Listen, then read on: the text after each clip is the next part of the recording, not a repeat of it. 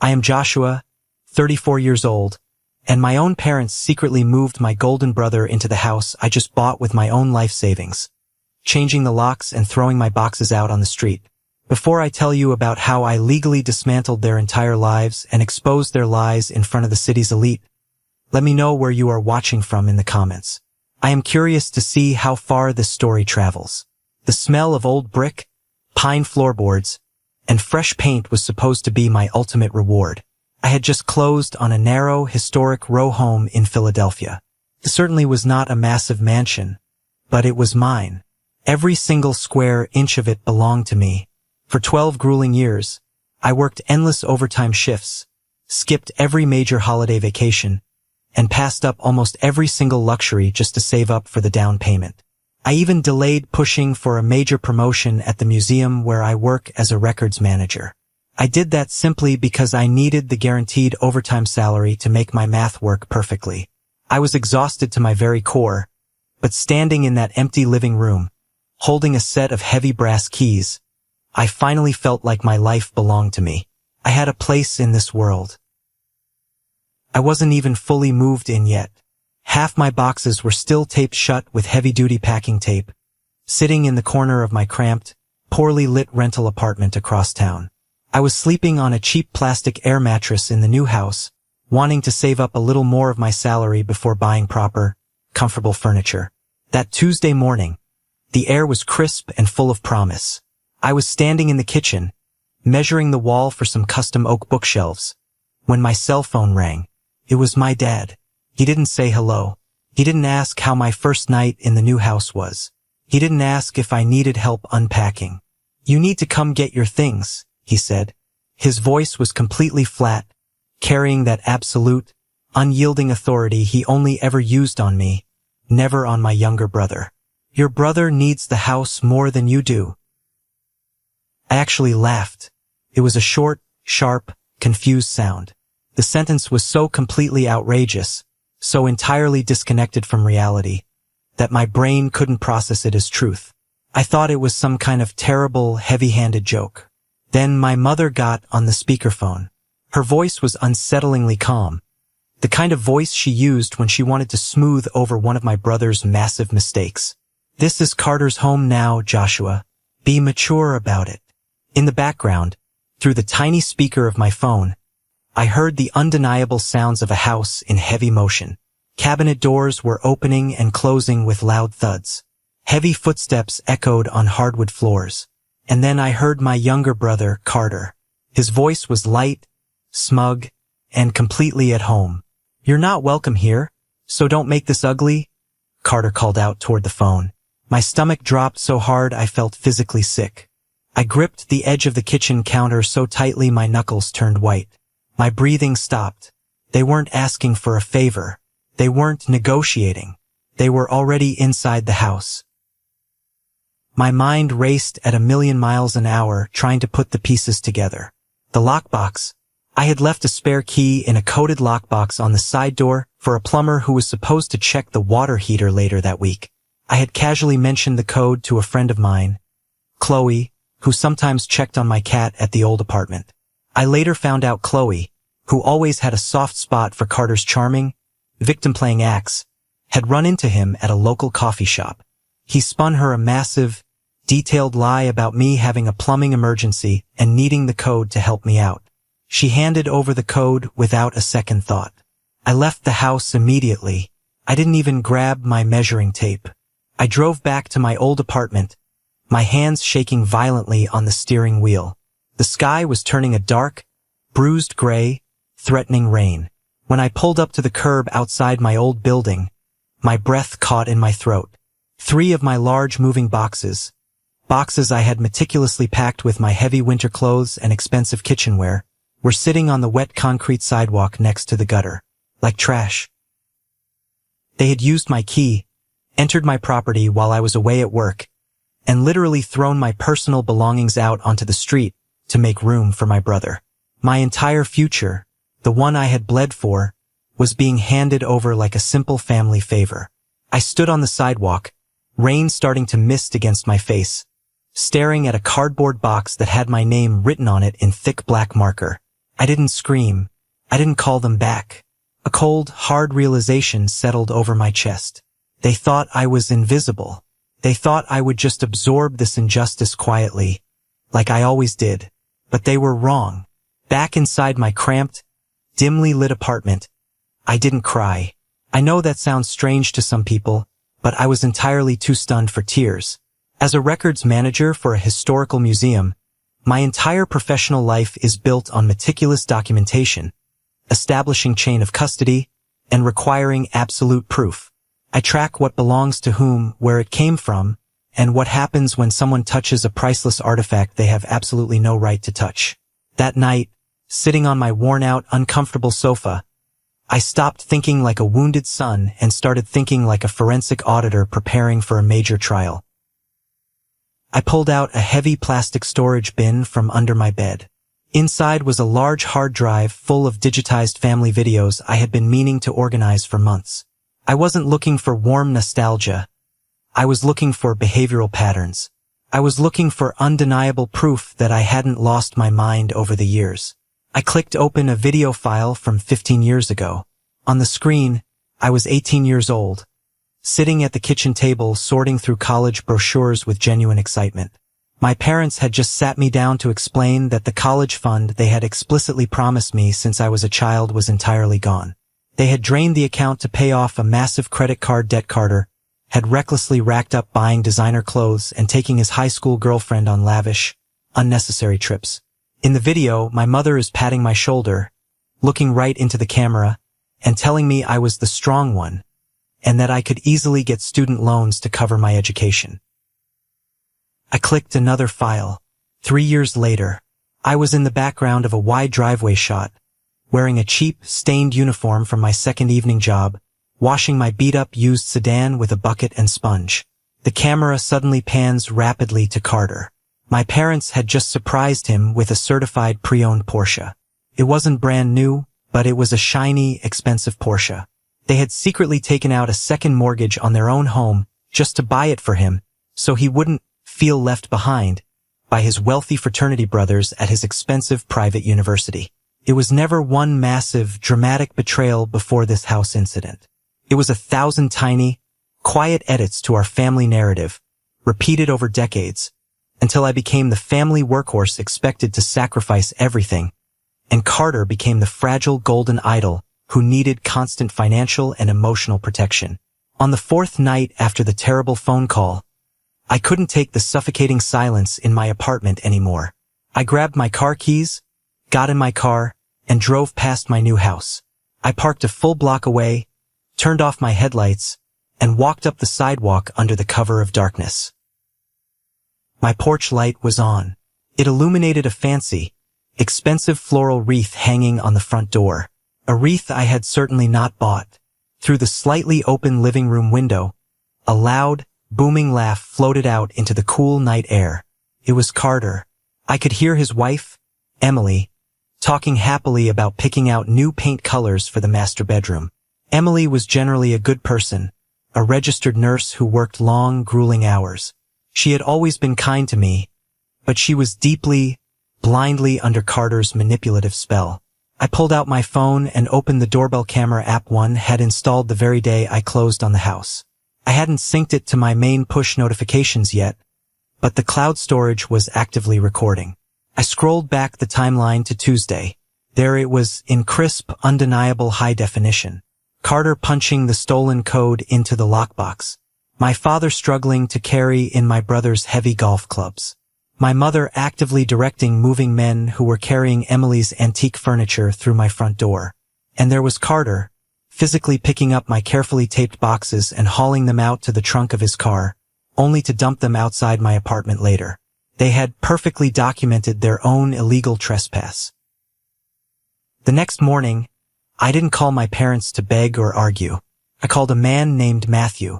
Matthew was an aggressive, razor-sharp real estate lawyer I had met during a complex museum property acquisition.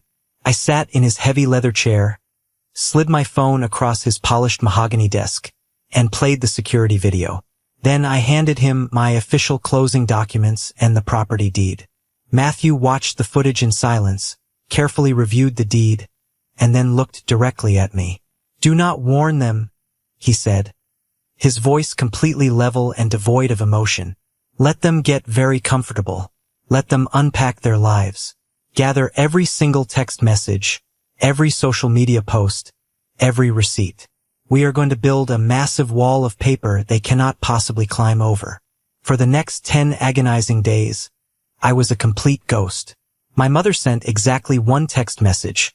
"Hope you've cooled down by now. Family is everything. We should do dinner soon." I didn't reply. Carter, however, was far from silent. He posted a highly filtered photo on his Facebook page of himself standing in the center of my kitchen, holding a crystal glass of expensive scotch. The caption was sickening. "Finally settled into our forever dream home. So incredibly blessed to have amazing parents who stepped up when others turned their backs on us." I calmly screenshotted the post, printed it out in full color, and placed it neatly into a thick, black legal binder. By the end of the second week, the digital invitation began circulating online. Emily, who was completely oblivious to the criminal reality of their living situation, had created a public event page, Carter and Emily's Grand Housewarming. It was scheduled for a Saturday afternoon. They were literally throwing a massive party to celebrate moving into a house they had stolen from me. Saturday finally arrived. I dressed carefully in a sharp, tailored navy suit I usually reserved for high-end museum galas and donor meetings. I pulled up to my own house at exactly 3:45 p.m. Cars lined both sides of the narrow street. I recognized my Aunt Clara's silver sedan, my parents' luxury SUV, and dozens of unfamiliar, expensive vehicles belonging to Carter's country club friends and Emily's nursing colleagues. I walked slowly up the front steps, my heart pounding a steady rhythm against my ribs, and pushed the front door open. I didn't knock. It was my door. The house smelled strongly of expensive catered barbecue, artificial vanilla candles, and the floral perfume my mother always wore. At least 40 people were packed tightly into the living room and kitchen areas. Aunt Clara was the very first person to see me. She nudged my mother, who gasped and nearly dropped her expensive crystal wine glass onto the hardwood. My father stiffened near the granite kitchen island, his face draining of color. Carter was holding court by the brick fireplace, telling a loud story. He stopped mid-sentence when he caught sight of me. He immediately puffed out his chest, stepping forward aggressively to block my path into the room. "What the hell are you doing here?" he hissed, keeping his voice just low enough that only the people closest to us could hear the venom in his tone. "Enjoying the party," I said evenly, keeping my face a completely blank mask. I walked right past him, forcing him to step aside, and headed straight to the large dining table, which was currently covered in expensive catered appetizers. I calmly swept a heavy silver platter of cheese out of the way, creating a large, clear space on the polished oak wood. The room started to go dead quiet. Conversations trailed off into nervous whispers as people noticed the heavy tension radiating from our family. "Look," Carter said, raising his voice now, clearly playing the victim to the large crowd. "I know you're bitter. You never lifted a single finger while Emily and I were struggling with our terrible old lease.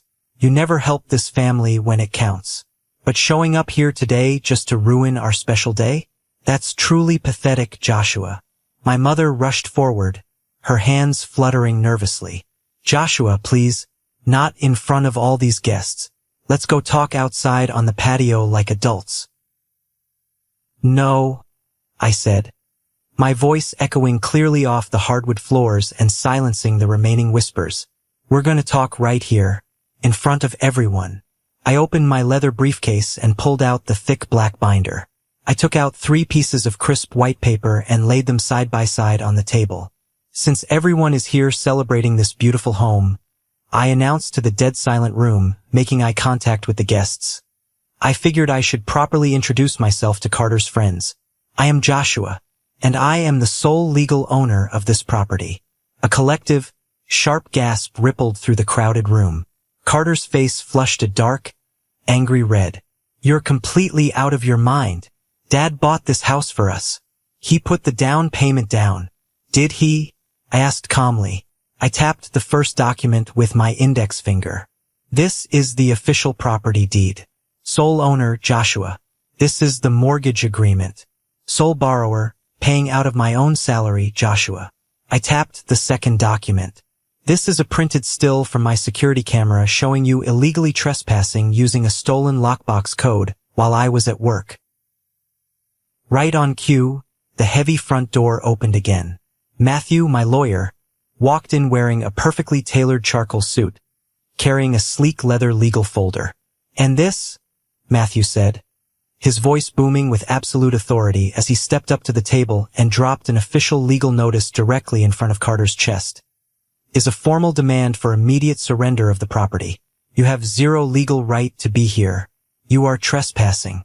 Every single day you remain on this property will incur severe financial penalties and potential criminal charges." Emily pushed her way to the front of the crowd. Her face was chalk white, her eyes darting frantically between me, Carter, and the legal documents on the table. She looked closely at the deed, seeing my name printed clearly at the top. She turned to Carter, her voice trembling violently. "Wait, you told me your parents co-owned this place. You told me Joshua happily agreed to let us stay here because he got a sudden job transfer and didn't need the space." Carter stammered, sweating profusely, looking desperately at our father for help. My father simply stared at the floor, unable to meet anyone's eyes. "Did you lie to me?" Emily screamed, the sound raw and echoing off the walls. "I did what I had to do for our family," Carter yelled back, losing his composure completely and slamming his hand on the table. I looked at Emily with genuine pity. "He lied to you, just like my parents lied to themselves for 30 years. I turned back to the crowd of stunned, silent guests. "The party is over. Please leave my house immediately."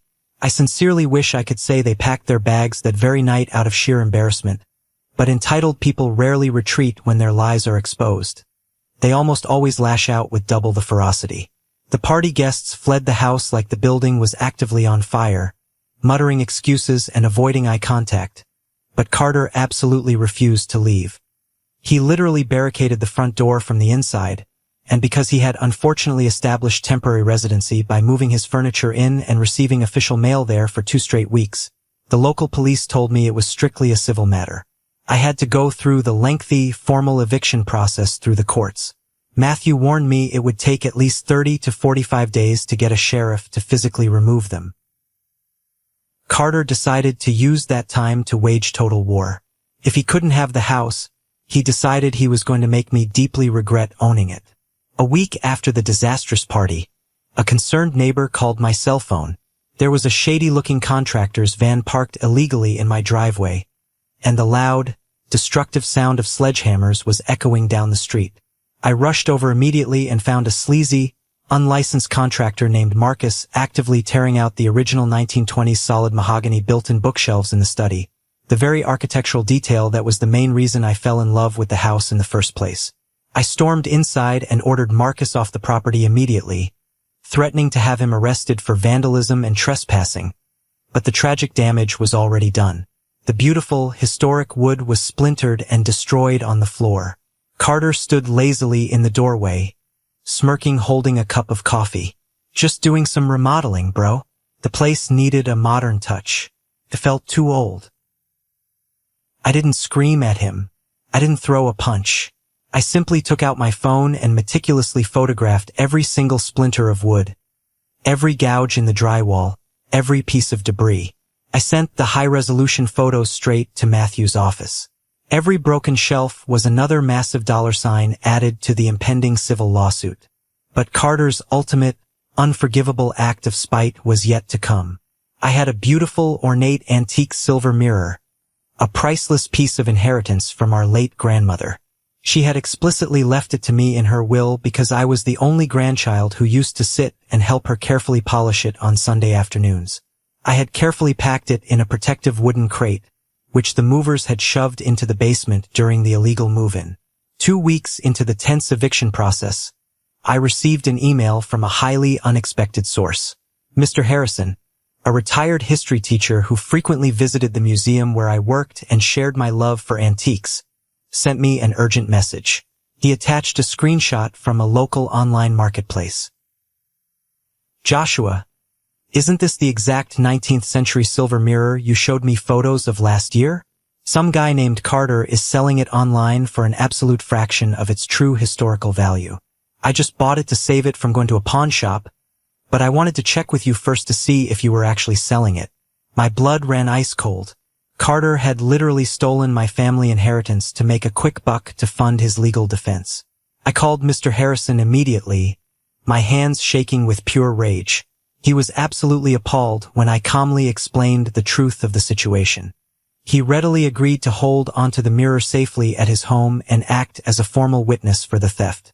I forwarded the digital receipt and Mr. Harrison's written statement directly to Matthew. We immediately filed an amended legal complaint with the courts. We weren't just going for a standard eviction anymore. We filed for wrongful occupancy, massive property damage, and the criminal conversion of stolen property. During our deep dive into his records, we also discovered Carter had officially changed the mailing address of his failing, scam-like online consulting business to my house, illegally using my residential property for commercial purposes to completely dodge his old landlord's aggressive debt collectors. Matthew ruthlessly secured an emergency preservation order from a stern judge. It was a terrifying, binding legal document warning them that any further destruction of property, unauthorized sales, or deletion of social media posts would result in immediate, severe contempt of court charges and possible jail time. My father called me the very day they were served the massive, intimidating stack of legal papers by a process server. His voice shook with genuine panic. Joshua, please, you're completely ruining your brother's life. He could go to jail. We can handle this privately as a family. You completely lost the right to privacy the day you threw my entire life onto the wet sidewalk like garbage. I told him, and hung up the phone without another word. I was currently preparing for the biggest professional night of my entire life. My brilliant colleague David and I were hosting a major, high-profile exhibition at the museum called What Survives, focusing strictly on provenance, stolen art, and the complex ethics of historical ownership. It was meant to be a quiet, dignified academic evening for rich donors. But I knew my brother Carter. I knew he was rapidly unraveling under the legal pressure, and I knew he absolutely wouldn't be able to resist crashing a public stage to try and play the victim one last time. The museum's grand exhibition hall was bathed in warm, expensive amber light. Dozens of wealthy philanthropists, city officials, and local arts journalists mingled around reinforced glass display cases holding recovered artifacts. I stood near the main oak podium in a perfectly tailored tuxedo, a wireless microphone clipped securely to my lapel. My career was about to take a massive leap forward. I was up for a major promotion based entirely on the success of this event. At exactly 7:30 p.m., just as I was preparing to give the keynote address, the heavy oak doors of the grand hall swung violently open. Carter walked in. He was wearing a wrinkled, poorly fitting blazer, looking sweaty and completely unhinged. My mother trailed nervously behind him, looking absolutely terrified of the wealthy crowd, and Emily was there too, keeping a massive physical distance from Carter, her arms crossed defensively across her chest. Carter had clearly dragged them all here for a final, desperate, dramatic showdown. He thrived on chaotic public scenes, foolishly believing he could bully me into submission and force me to drop the lawsuit if he humiliated me in front of my bosses and the city's elite. He marched straight down the center aisle of the room, loudly talking over the elegant string quartet playing in the corner. "Look at him," Carter shouted, pointing an accusatory finger directly at me on the stage. The music screeched to an awkward, terrible halt. Dozens of wealthy guests turned around, their expensive champagne flutes frozen in midair. Mrs. Grayson, one of the most powerful and ruthless members of the museum's board of directors, narrowed her sharp eyes at the intrusion. "He stands up there talking about ethics and history," Carter sneered, pacing the polished floor like a caged animal. "But he's actively throwing his own flesh and blood family out on the street. He stole the house my parents bought for me. He's a complete fraud and a terrible brother. Shocked murmurs erupted through the dressed-up crowd. My mother buried her face in her hands, realizing the massive mistake they had made by coming here. I didn't flinch. I didn't raise my voice. I had anticipated this exact, pathetic moment. I looked back at David, who was standing by the tech booth controlling the audiovisual presentation. I gave him a single, curt nod. I stepped fully up to the podium and tapped the microphone, the sound booming through the hall. "Ladies and gentlemen," I said, my voice echoing with terrifying, absolute calm. "My brother brings up a truly fascinating point about stolen property and ethics. Since the entire theme of tonight's exhibition is what survives and the importance of establishing true ownership, let's take a look at the actual documentation." Behind me, the massive digital projector screen, which had been displaying high-resolution images of antique Roman artifacts, suddenly went pitch black. Then, it lit up with a massive, undeniable high-resolution scan of my property deed. "This is the official legal deed to my home, purchased entirely with my own hard-earned salary," I said, pacing slowly across the stage. The screen clicked instantly to the next slide. It was a detailed breakdown of the fraudulent business registration. "This is the public state record of Carter illegally using my private residential address to hide his failing business from aggressive creditors." Carter stopped dead in his tracks. His jaw literally dropped open. He hadn't expected me to bring the legal war to a 40-foot screen in front of billionaires. The slide clicked again. It clearly showed the devastating photos of the destroyed mahogany built-ins right next to Marcus's ridiculous, incriminating text messages. "This is the intentional, malicious destruction of original 1920s architecture, simply out of petty spite." And finally, the screen flashed to the digital receipt of the antique mirror, next to a blown-up copy of the email from Mr. Harrison.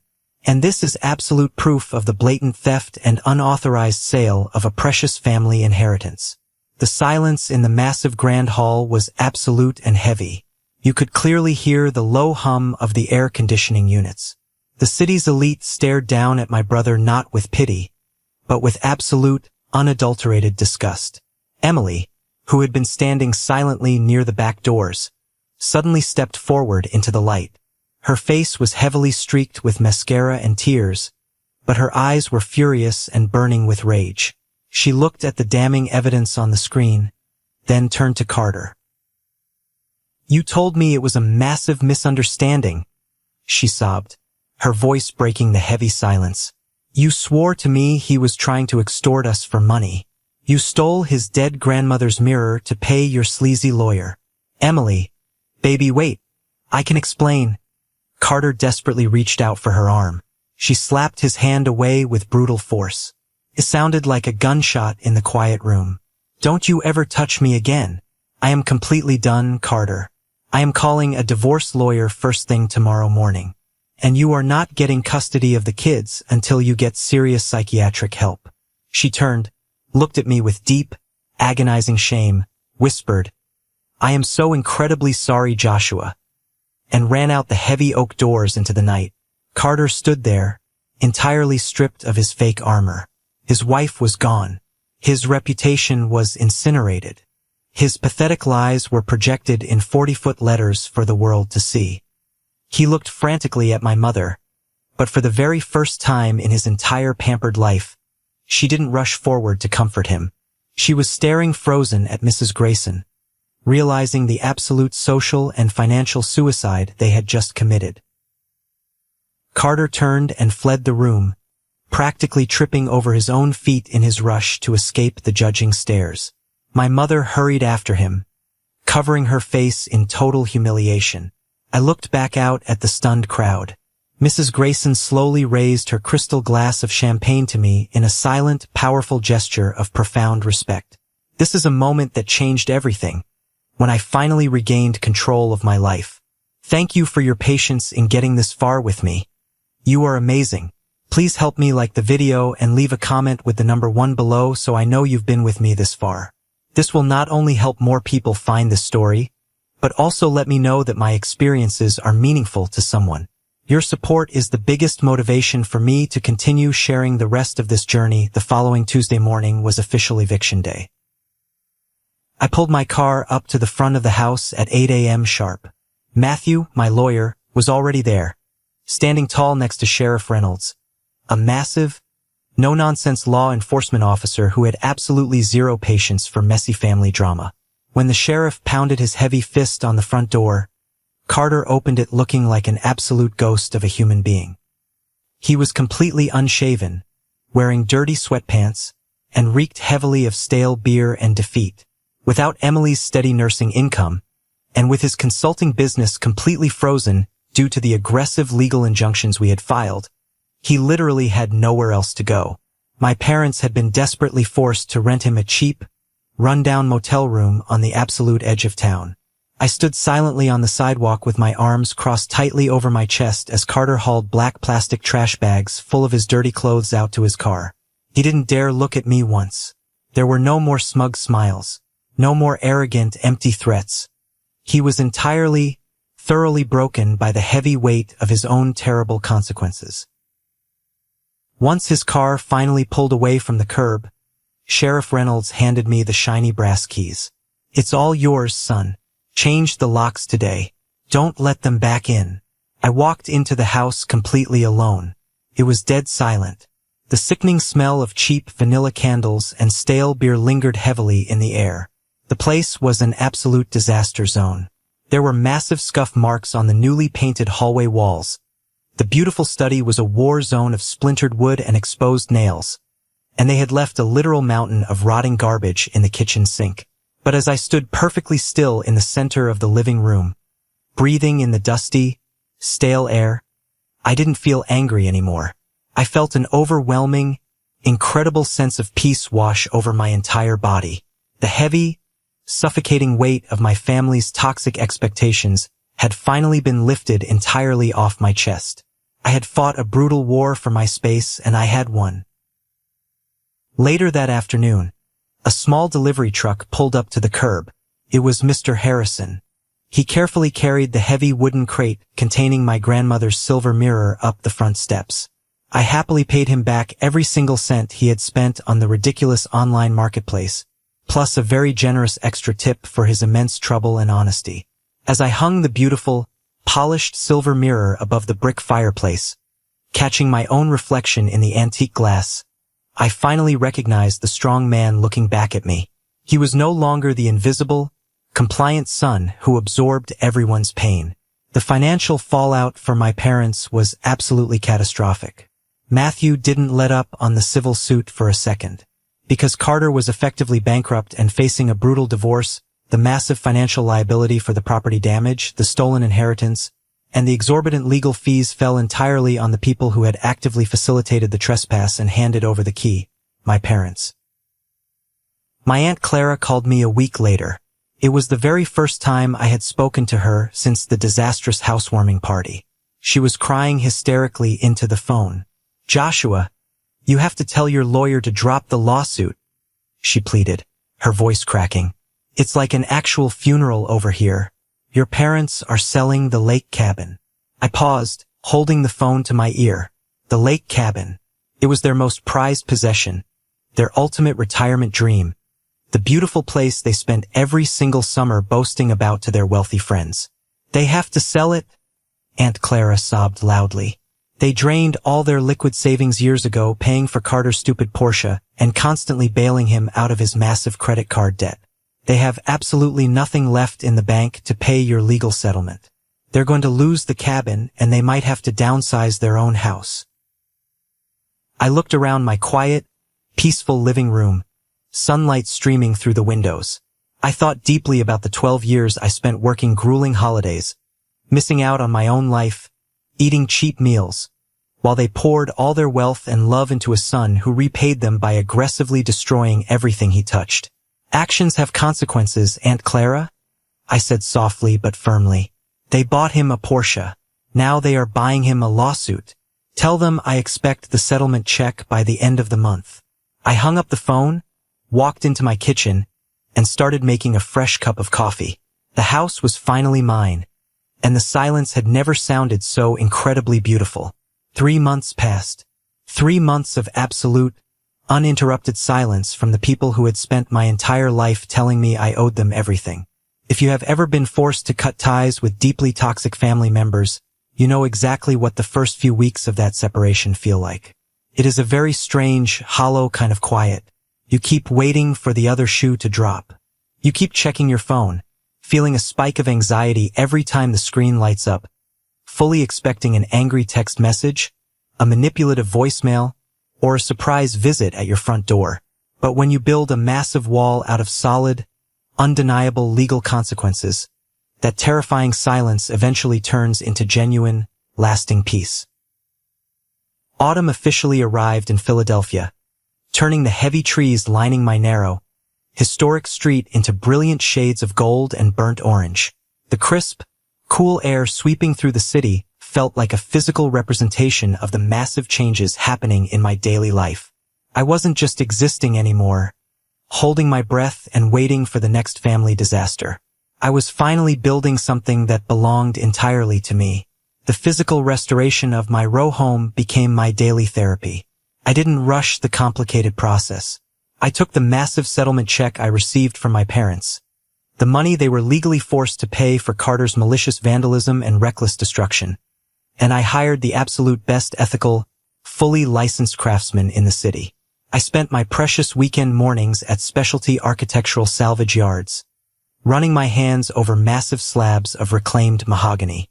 I was absolutely determined to perfectly replace the beautiful 1920s built-in bookshelves that Carter's sleazy, unlicensed contractor had violently smashed to pieces with a sledgehammer. When those new custom shelves were finally installed in my study, filling the room with the rich, comforting smell of dark wood stain and fresh lemon oil, I spent an entire Sunday afternoon carefully organizing my massive collection of historical books. I hired a professional to securely hang my grandmother's antique silver mirror squarely over the exposed brick fireplace in the living room. That mirror was the physical manifestation of my inheritance, the exact item my brother had coldly stolen and sold for quick cash. Now it was back where it belonged. Every single time I walked past it and caught my reflection in the old, slightly warped glass, I saw a man who had fought a brutal, exhausting war for his own dignity and had actually won.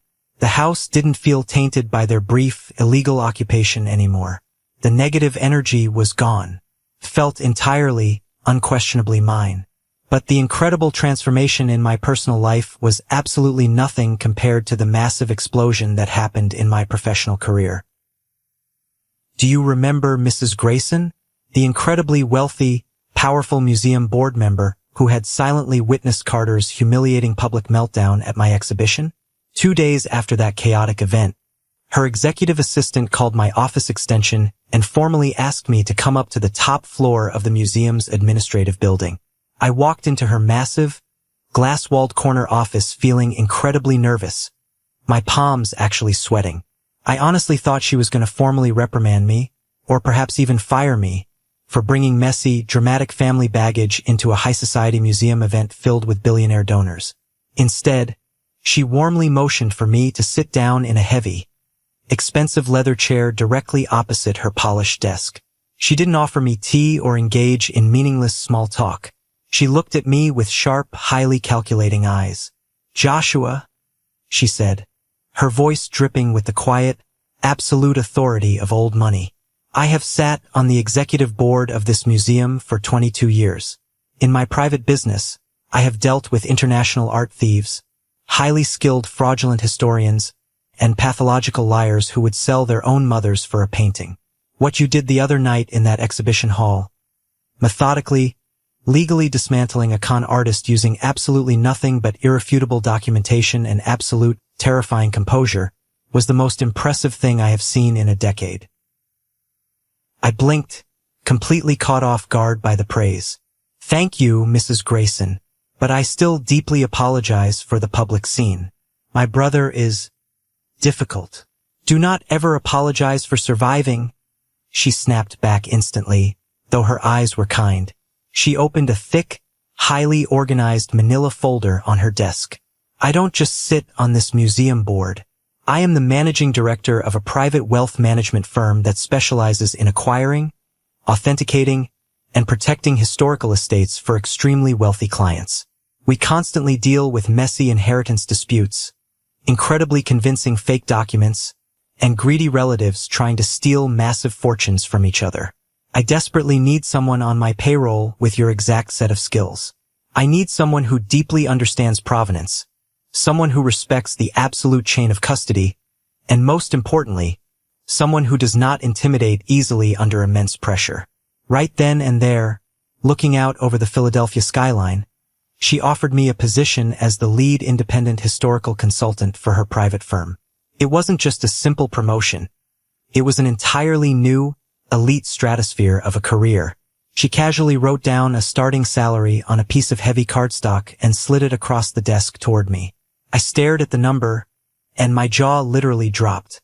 It was triple what I was making at the museum with full benefits and a massive travel budget. I accepted the job immediately, shaking her hand firmly. Within a matter of weeks, my entire daily routine transformed. I was suddenly traveling first class across the country to review highly secretive private collections, authenticating centuries-old documents, and working aggressively alongside top-tier estate lawyers. I was finally being aggressively compensated and highly respected for the exact meticulous, detail-oriented nature my family had always actively mocked me for. While my life was rapidly ascending to heights I never thought possible, the karmic justice raining down on my family was absolutely biblical in its scale and severity. Matthew, my ruthless and brilliant real estate lawyer, kept me fully updated on the ongoing legal and financial fallout. Because Carter was effectively unemployed, deeply in credit card debt, and facing a brutal, highly publicized divorce, he had absolutely zero financial assets for the courts to seize. Therefore, the massive financial liability for the property damage, the criminal theft of the antique mirror, and the exorbitant legal fees fell entirely on the people who had actively facilitated the illegal trespass and physically handed over the stolen key. That meant my parents. They had to pay the piper, and the piper's bill was incredibly expensive.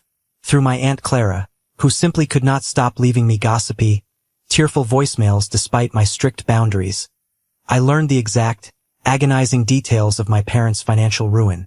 My parents had spent the last 10 years projecting a flawless image of upper-middle-class perfection to their snobby country club friends. But it was all a highly fragile house of cards built on massive, suffocating debt. They had secretly drained all their liquid savings years ago. I finally learned the full, sickening truth. The generous college fund they had promised me since I was a child wasn't just lost to a bad investment. They had actively drained my entire college fund to pay off Carter's insane luxury credit card bills when he was 21. Then, a few years later, they took out a massive, highly risky second mortgage on their primary suburban home just to buy him that ridiculous, depreciating Porsche. When Matthew's firm legally forced them to pay my massive settlement for the house damages, they looked at their bank accounts and hit a solid brick wall. They had absolutely nothing left. They were violently forced by the courts to list their beloved lake cabin for sale. This wasn't just a simple piece of vacation property to them. It was their ultimate, crowning status symbol. It was the beautiful, serene summer home they spent decades aggressively boasting about at every single dinner party and church gathering. Because of the strict legal deadlines we imposed, they had to sell it in a massive panic, settling for a price incredibly under market value, to a cold corporate developer who immediately planned to tear the beautiful cabin down to build condos. Aunt Clara left a sobbing voicemail telling me my mother had completely broken down, crying hysterically on the front lawn the day the new corporate owners arrived to change the locks. I felt a brief, tiny twinge of natural human pity, but it vanished into thin air the absolute second I remembered the cold, uncaring, entitled look on her face when she told me my house belonged to Carter now. They had aggressively gambled their entire retirement, their financial security, and their relationship with me on the golden child, assuming the invisible, highly reliable workhorse child would just quietly absorb the massive loss. They lost the gamble and they lost everything.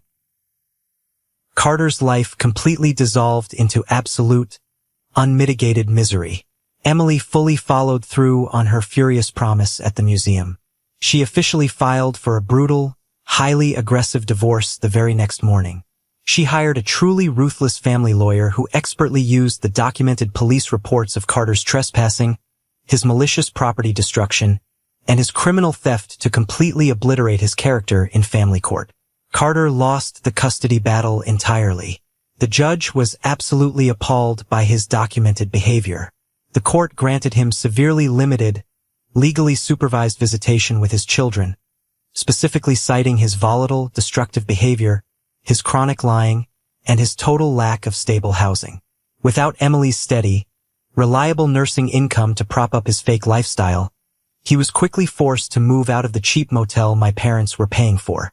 He ended up renting a tiny, depressing, incredibly cramped studio apartment in a terrible high-crime neighborhood on the absolute outskirts of the city. He desperately tried to keep up his fake, wealthy persona on social media for a few pathetic weeks, heavily filtering old pictures of his country club meals and posting vague, inspirational quotes about overcoming haters. But everyone in their social circle already knew the humiliating, undeniable truth. His friends stopped commenting. His former business partners publicly distanced themselves. Eventually, the crushing shame became too much, and he deleted his social media profiles entirely. The golden boy had permanently lost his shine, and nobody was there to polish him back up. To officially celebrate the permanent closing of this incredibly dark chapter of my life, I decided to host a real, genuine dinner party at my newly restored house. I didn't invite 50 strangers just to show off. I didn't buy cheap, artificial vanilla candles to mask the smell of lies. I invited the specific people who had actually stood shoulder to shoulder with me when the sky was violently falling. I invited David, my brilliant museum colleague who had seamlessly run the projector during the ultimate showdown.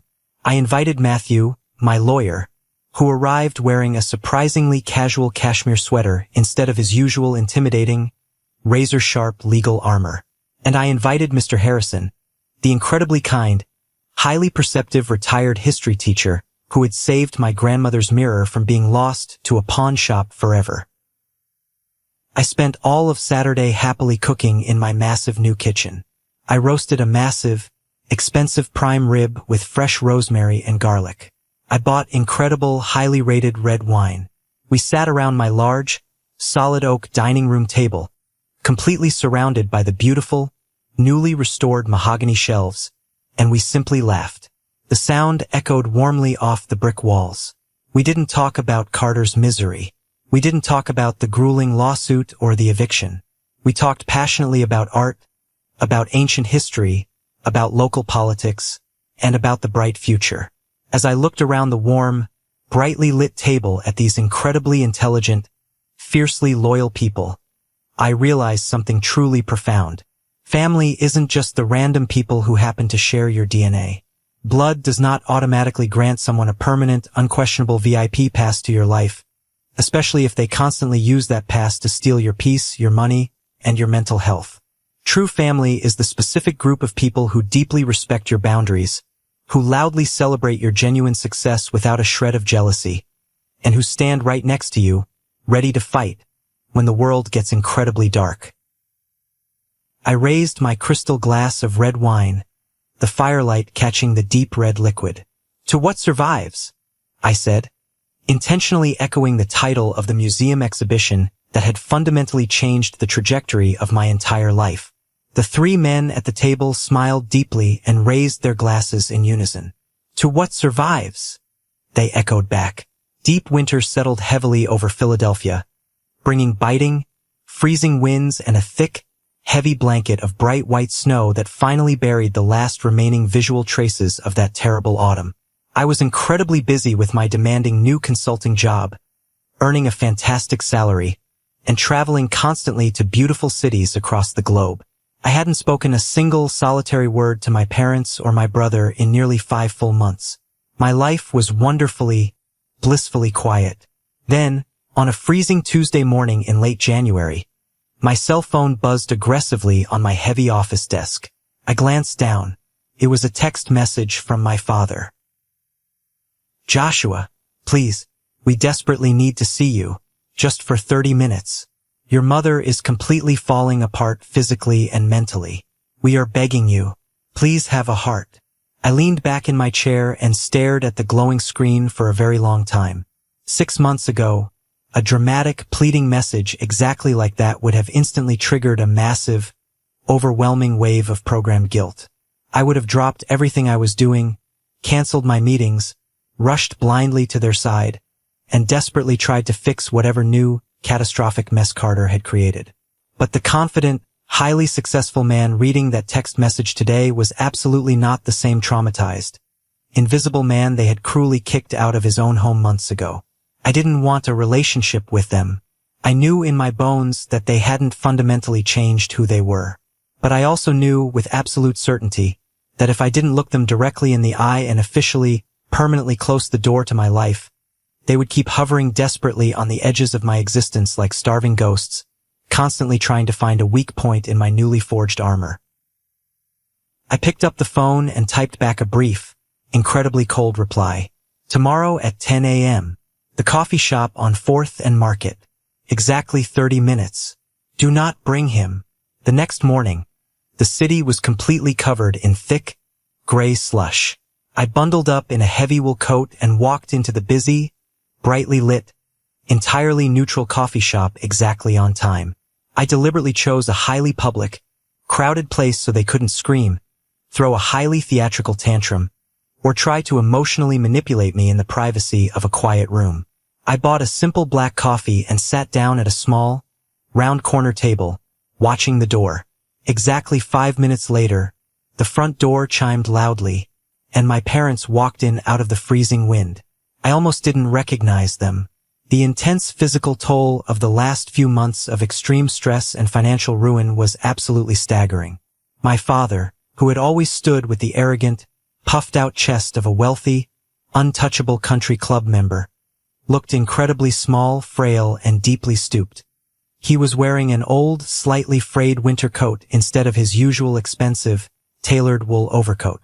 His hair had gone almost completely, shockingly white.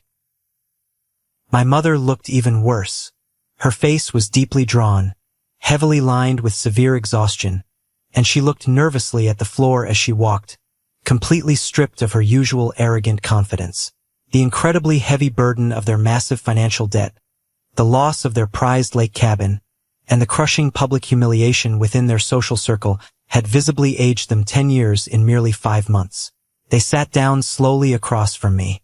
They didn't go to the counter to buy anything.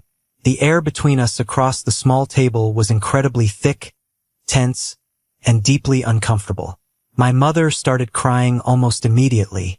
It wasn't her usual loud, performative, attention-seeking crying.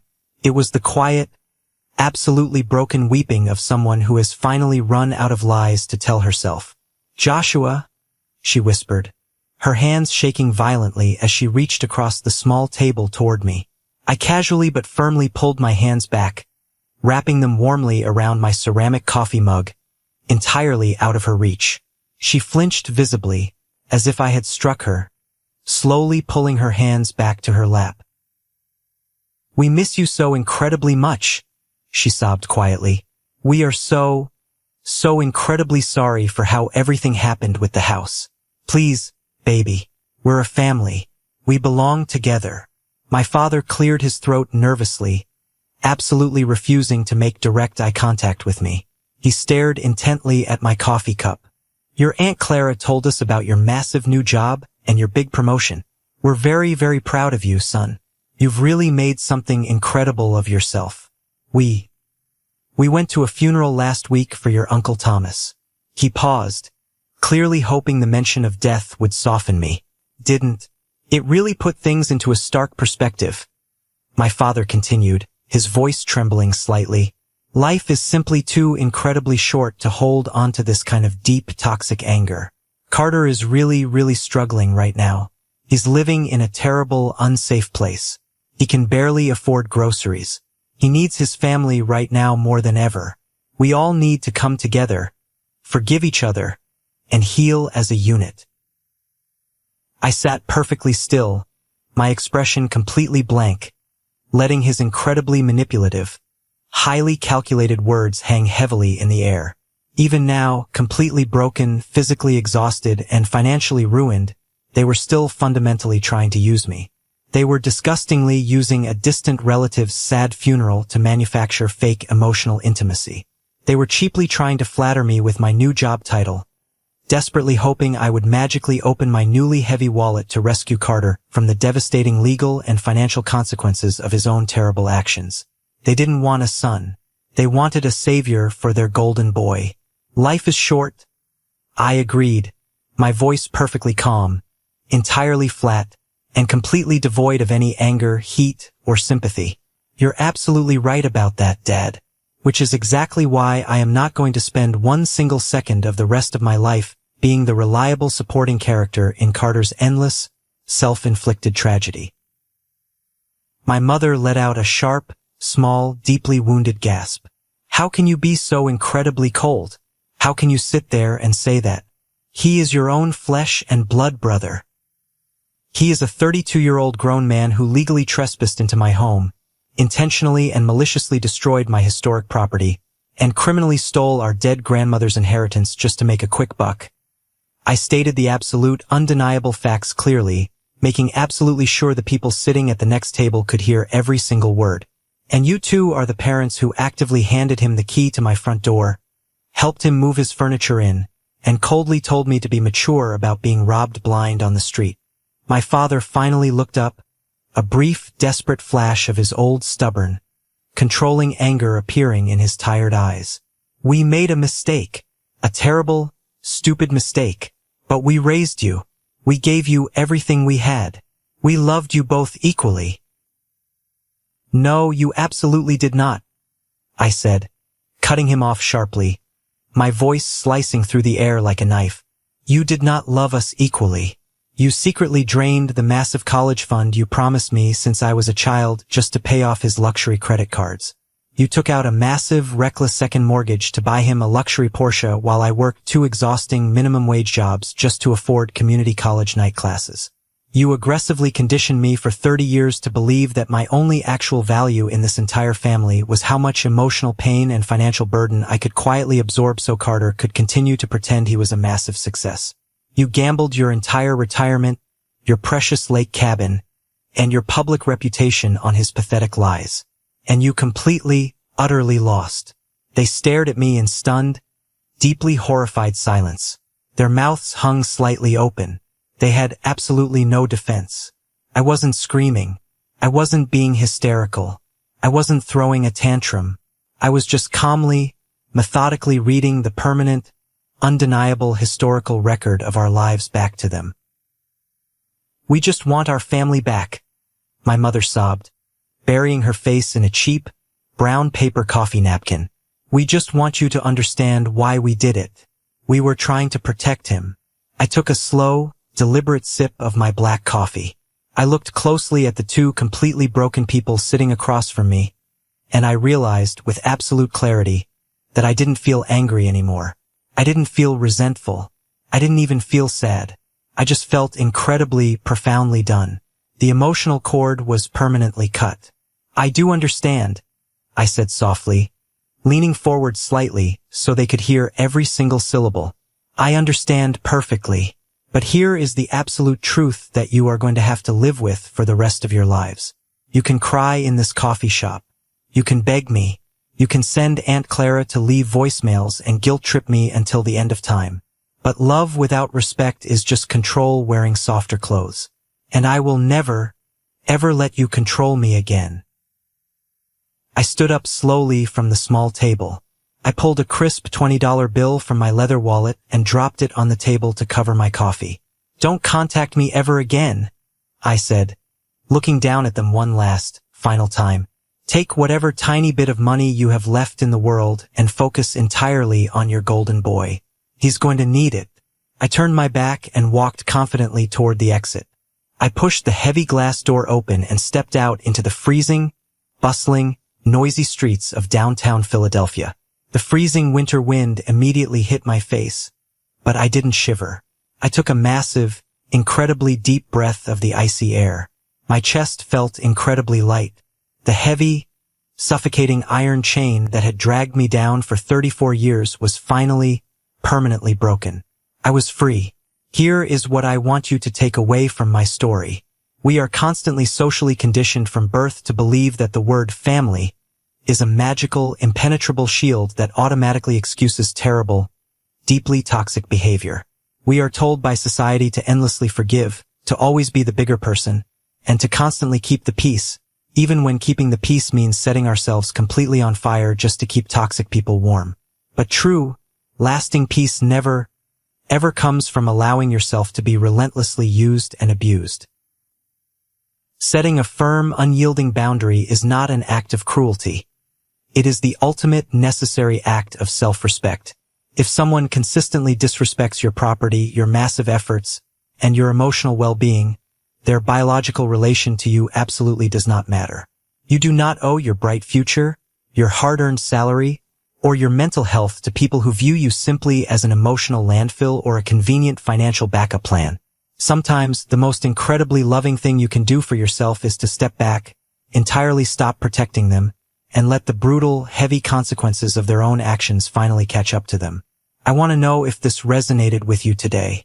If you deeply understand the immense power of walking away from toxicity, or if you found genuine value in my difficult journey of taking my life back, please drop the word good in the comments below, or tell me which specific lesson from this story hit home for you the hardest. Your engagement truly helps this story reach the people who desperately need to hear it right now. Thank you so much for listening, and stay strong.